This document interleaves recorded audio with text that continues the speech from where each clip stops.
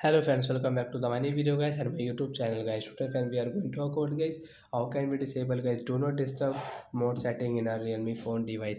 Friends, you want to disable your do not disturb setting and friends your phone is not ringing and friends your phone is not vibration means your phone is not vibrate. So friend, how can you solve this problem, your phone sound and vibration problem? Today I will show you in this video. So before starting video friends, first of all go and subscribe the channel guys, click the bell icon. So first of all guys, open your phone setting to disable your do not disturb setting. And how can you remove this moon icon on your screen?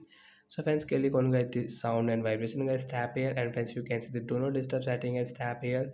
Friends, you can see this notification your phone will not ring or vibrate. So we will disable from here. So when your phone will ring or vibrate without any problem, and when this moon icon will remove on your screen. So like that guy, we can disable do not disturb setting and we can use our phone ringtone setting and vibrate setting without any problem. So that's it guys, thanks for watching, bye guys.